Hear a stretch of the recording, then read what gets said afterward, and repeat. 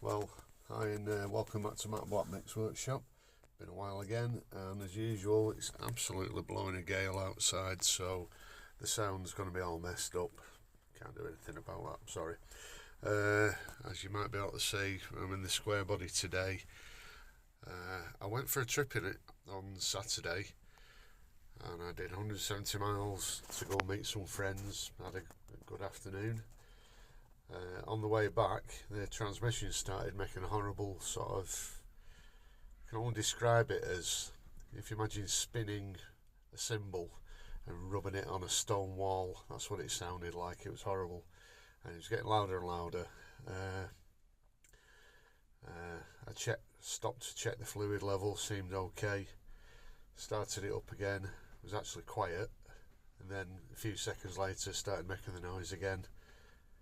Set off, it was slow shifting up into second, and it wouldn't shift up from second, so I stopped, tried to phone the recovery service. Problems with my phone, couldn't do it. So after about 10 minutes I got back in it, set off, and it drove okay. It was still making the noise, but it shifted up into second, into third, so there was a load of roadworks, so I was carrying on at like 40 45 miles an hour, and it behaved itself even though it was very noisy.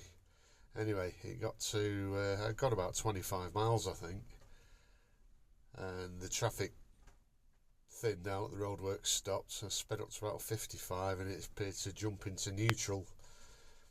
Well, that's what it felt like anyway, even though I hadn't touched the gear selector. Went back, pulled up at emergency telephone, had to phone the recovery services, and long story short, ended up getting recovered. Managed to drive it down the driveway and park it where it is, but the transmission, there's something seriously wrong with it.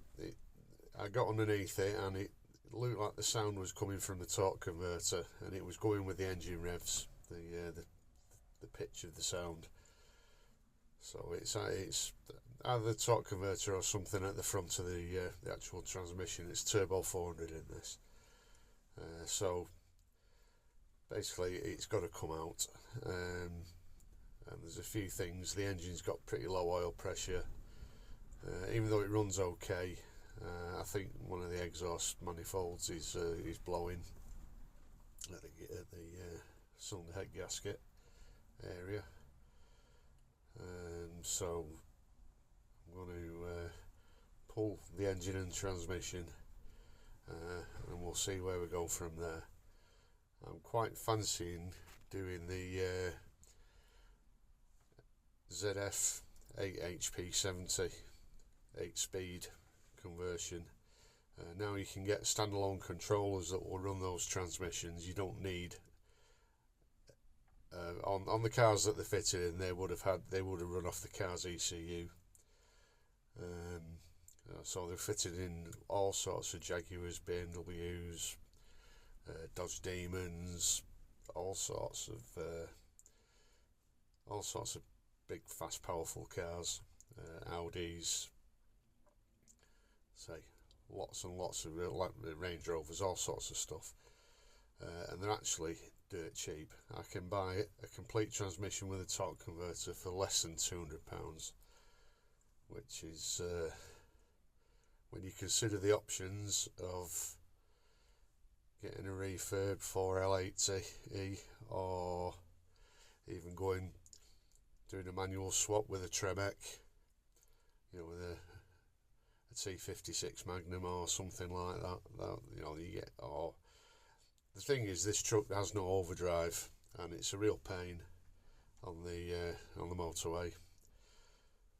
If you want to go much over 60 miles an hour, it's revving its nuts off.